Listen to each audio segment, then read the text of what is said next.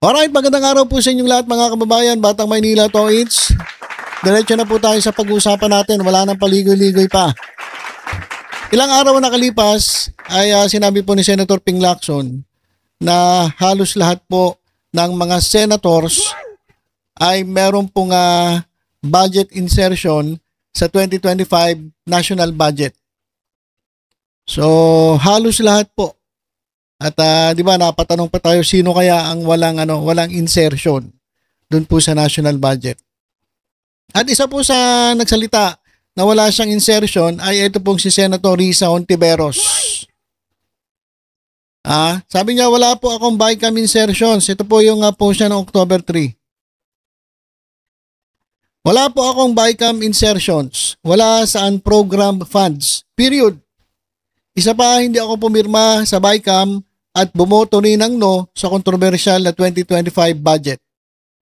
Babala, huwag maniwala sa fake news at maling impormasyon.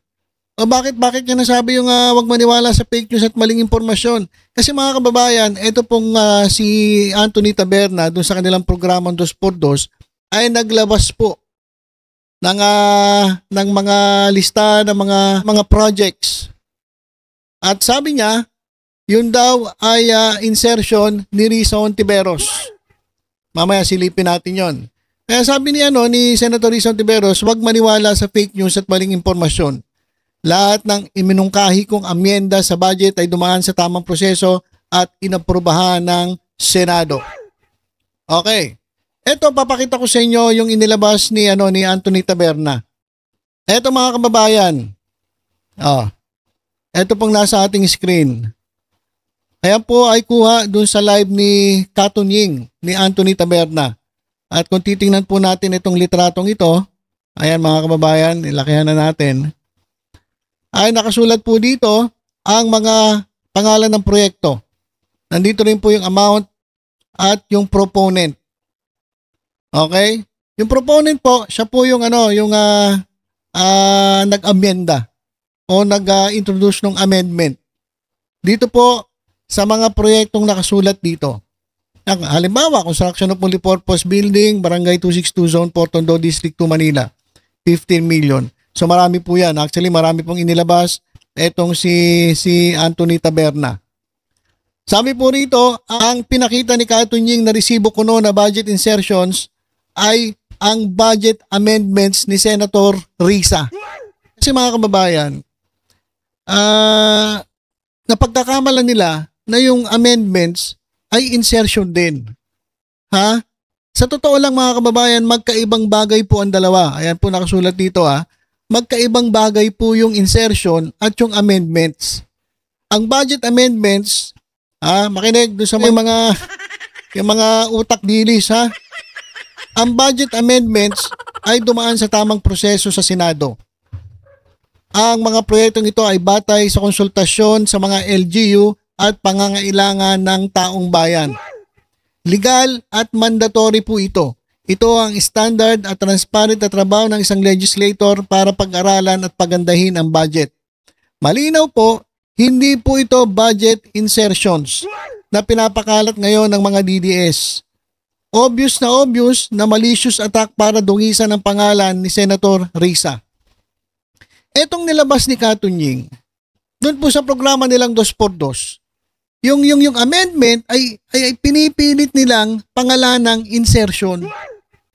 Paulit-ulit etong 2x2, ito lalong-lalo na si Taberna, na paulit-ulit niyang sinasabing insertion. Di ba? Nagpaliwanag pa nga siya. Alam nyo, hindi naman masama insertion. As long na ganyan, bla bla bla bla bla, sinasabi ni Taberna. Pero, kung titingnan mo, si Taberna, pati yung isa, talagang gusto nilang palabasin na itong si Senator Risa Hontiveros ay nagsisinungaling. Kasi sabi nga ni Senator Risa Hontiveros, wala siyang insertion, pero pinapalabas si Taberna, merong insertion. Pero ayon kay Senator Risa, hindi po insertion yan. Amendments po yan. Ang insertion, yun yung sa BICAM, yung isiningit lang, yung hindi pinag-usapan. Dapat liwanagin nila yun Iba yung amendment. Yung amendment pa kasi dumaan sa proseso, pero insertion po, isiningit. Insertion nga siningit. Iba po yung amendment. Pag amendment, binago, pinag-usapan, napagkasunduan, amendment. Pero yung insertion, isiningit. At kadalasan, yung insertion, ginagawa po yan doon sa BICAM. Saan ba yung insertion ni Chis Escudero? Di ba? Saan pumasok yung insertion? Sa BICAM. So, itong si Kato Ying, parang merong gustong palabasin, mga kababayan. Bakit si Risa Ontiveros ang tinatarget mo? Lahat naman daw ay merong sinasabing insertion. Akala ko ba magaling ito si Tunying na to? Alam niyo mga kababayan kasi, yung amendment na ginawa ni Senator Risa Ontiveros, pinipilit niya, paulit-ulit sinasabi niya, insertion. Kasi yung insertion, masama po ang tingin ng taong bayan kapag sa salitang insertion. Masama po ang dating sa taong bayan. Bakit sumama? Dahil ang dami pong insertion na na doon sa insertion ay meron pong pakinabang yung mga nag-insert. Kaya po ang sama-sama ng tingin ng taong bayan sa insertion. Bigyan ko yung halimbawa. Yung insertion dun sa GAA ni Jingo Estrada, 355 million. Ano nangyari? Nag-insert siya ng 355 million, tapos yung pala meron siyang kickback. Sumama po yung insertion. Dahil po pag sinabing insertion, parang lumalabas sa mga testimonya ng mga kontraktor at DPWH officials, meron pong kickback na porsyento. 30%, 25%, 15%. Kahit pa sabihin mo na 15, 30, iba-iba yan, basta meron po yung kickback. Kaya ang pangit po pakinggan ng insertion na pinipilit ni Taberna at inuulit-ulit na itong listahan na ito na ayaw naman niya ayaw niyang i-declare kung saan niya nakita, sa ba napulot yan. Pinipilit niya, ito ay insertion. Wala nga daw insertion si Risa Ontiveros. Ba't ang kulit mo Ba't ang kulit mo Taberna? Para tuloy naisip namin, meron kang merong tao sa likod mo Merong tao sa likod mo Ayun lang nababasa ko sa tingin ko lang. Kasi mga kababayan, tingnan ninyo. Yung amendments ni Risa, tinawag na insertions ni Taberna. Magkaibang amendments at insertions. Pero sa kamay ni Anthony Taberna, pinaghalo na parang kapit gatas. Talagang para talagang merong gustong mangyari. Etong si Taberna. Okay. Ito raw ang amendments para po sa kaalaman ng lahat hindi lang po kayo ang natututo, pati kami. Ako natututo rin. Kaya kinakailangan nating talagang mistiga, magbasa. Para at least nalalaman natin yung mga nangyayari. Amendments. Normal na trabaho ng bawat senador. Proposal na open, naka-record at pwedeng ma-reject. Okay. Insertions. Isiningit sa BICAM at lumusot sa final budget. Madalas mabilis at puno ng duda. Okay. Ano ang ginawa ni Taberna? Kinuha ang listahan ng amendments si Senator Risa Ontiveros at tinawag itong insertions. Ang problema, mali at mapanling lang. Meron siyang meron siyang purpose. Meron talaga siyang purpose. Kunwari, papaliwanag pa niya, ang insertions po hindi masama, bla bla bla bla bla bla, sasama lang yan kapag kumikita na ito yung mga senador, sasama lang yan kapag nakialam ang senador dito sa budget na kanyang in-insert. Paulit-ulit si Taberna ng ganun. So, pinapalabas siya talaga na insertion. Sabi ko nga po sa inyo, masama po ang tingin ng taong bayan, ang basa, ang intindi ng taong bayan sa insertion. Kaya, paulit-ulit siyang insertion, pero hindi naman po insertion yun. Ang tawag po doon, amendments. So, mapaglin lang. Mali Talagang meron siyang gusto niyang manlin lang doon sa ginagawa niya. O reality check.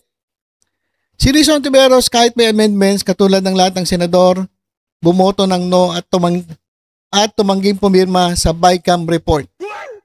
Eto. Kung gustong palabasin netong kung sino mang mga impaktong ito na etong si Rizal Tiveros ay madumi at kumita. Kasi mga kababayan, kapag automatic pag insertion, lumalabas talaga may kickback. Ayun po yung lumalabas. Alam nyo, kaya nga nag-react yung ibang mga senators nung sinabi ni Ping Lacson na lahat may insertion, nag-react sila Nagagali sila kay Ping Lacson. Gusto na nga kumalas Bakit? Kasi magkakabukuhan. Magkakabukuhan Kasi halos lahat may insertion. Kapag may insertion, may kickback.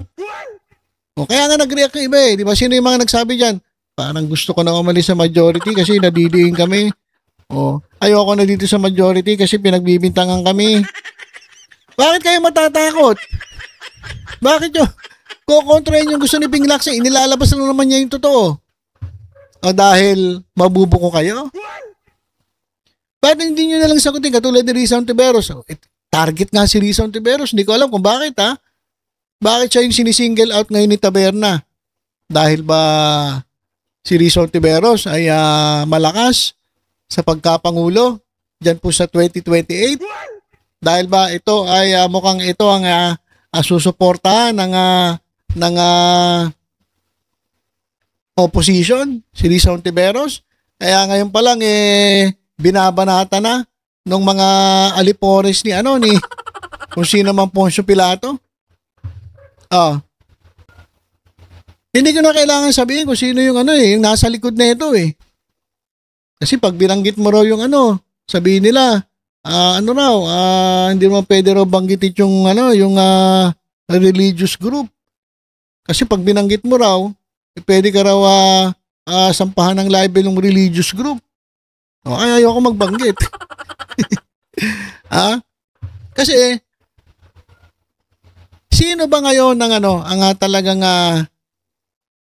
kumbaga kulang na lang buhatin itong si Sara Duterte at ilagay dyan sa Malacanang? Sino-sino ba? At sino ba ngayon ang maingay na talagang kumakalaban dito sa pamunuan ng Senado? Siguro alam nyo na yun kung sino. So parang bakit target nyo si Rizal Tiveros? Ano ginawa ni Rizal Tiveros? Hindi siya kahit may amendments, bumoto siya ng no at hindi siya pumirma sa BICAM report. Pero yung iba, nagba-BICAM meeting, pumupunta pa 2 beses pumunta ron, hindi ko alam kung bakit. Sabi niya, babantayin niya lang daw yung kanyang mga staff. Isiguraduhin niya lang na okay yung mga staff. Kumain na ba kayo? Masaya ba kayo dyan? Malamig ba ang aircon ninyo? Hindi ba kayo pinapawisan? Di ba? Si Rizal Tiveros hindi niya pinirmahan, pero yung iba pumirma at pumunta pa doon sa BICAM meeting. Hindi ko alam kung ano. Tapos yung pala, kaya naman pala, nag-insert ng 142 billion. Ayun ang insertion kasi hindi yun pinag-usapan. Hindi po dumaan sa proseso. Bigla na lang lumabas yun doon. Isiningit. Ayun ang insertion. Hindi yung amendments na pinag-usapan, inaprobahan ng Senado. O sa kabila nung merong amendment si Rizal Tiveros, hindi pa rin siya bumoto ng yes at hindi pinirmahan ang BICAM report. Bakit nag-no si Riza? Unang-una, tinanggal ang PhilHealth subsidy para sa senior PWD at mahirap, labagyan sa Universal Healthcare Act. Pangalawa, binawasan ang pondo ng DOH for peace at edukasyon. Pangatlo, pinalobo pa ang program funds sa walang tiyak na proyekto. Tingnan nyo yung program funds, doon po nakalagay yung 600 million na sinasabi ni Bryce Hernandez na allocation ni Joel Villanueva para dun sa kanya mga dyan sa Bulacan. At ayon kay Bryce Hernandez, eto si Joel Villanueva ay tumanggap ng porsyento, kickback. Doon po nakatago sa ang program funds. Wala po sa GAA. So kaya siya nag-no, si Rizal Tiveros, teka, bakit ang dami yung tinanggal? Binawasan nyo yung pondo ng DOH for peace, edukasyon, tapos inilagay nyo doon sa unprogrammed funds. Ang dami nang nandun, tapos wala nakasulat na proyekto. So, paano naging insertion kung mismong siya ang tumanggi at nag-reject sa final budget? Okay. Ang totoong issue ng 142 billion insertion sa hindi kay Risa kundi kay Senate President Chis Escudero. Ibang-iba. Kay Risa, amendments, duty, on record and rejected, Chis, alleged insertions, real controversy, Taberna, strict, fake news. Sino po nagsabi nito? Si Mel Panganiban, isa pong abogado. Sabi pa niya, Anthony Taberna, proof na kapag hindi ka nag-check ng facts, nagbebenta ka na ng kasinungalingan. Kasi paulit-ulit eh. Insertion siya ng insertion, hindi naman insertion yun, ayan po ay amendment. Sabi nga ng isang netizen, napapakomment, dapat daw pinapalo ng 2x2, eto si Taberna. Kasi meron talaga, sa tingin ko lang mga kababayan, sa tingin ko merong tao sa likod nito at mukhang bakit mo tina-target si Risa Hontiveros? Bakit? Eto mga kababayan kumakalat po sa social media ngayon. Alam nyo ba, etong si Anthony Taberna, ayon po sa bankero.com.ph, noong September 23, 2022, naging bagong endorser ng Stronghold, eto si Anthony Taberna. Ayan, ngiti-ngiti.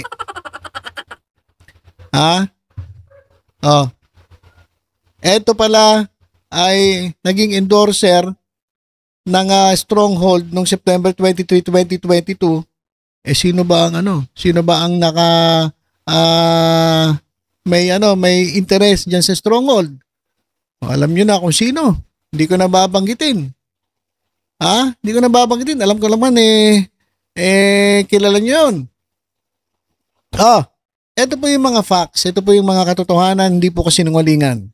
Itong Stronghold Insurance ay insurer ng some of these kaya companies. Edna Marcoleta is an independent director of Stronghold Insurance. Alam naman na po natin yan. Edna Marcoleta is the wife of Senator Dante Marcoleta. Iniisa-isa natin para makonect po natin yung dot. Para malaman natin bakit ginagawa ito ni Poncio Pilato.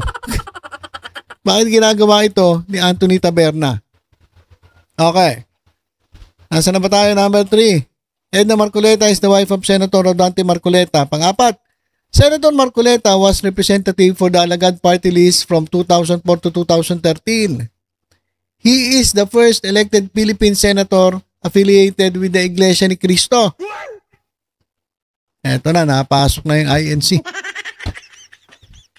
Hindi talaga may iwasan mga kababayan, talagang mababanggit at mababanggit Number 5. Anthony Taberna is a member of INC and is the first celebrity endorser of Stronghold Insurance in 62 years.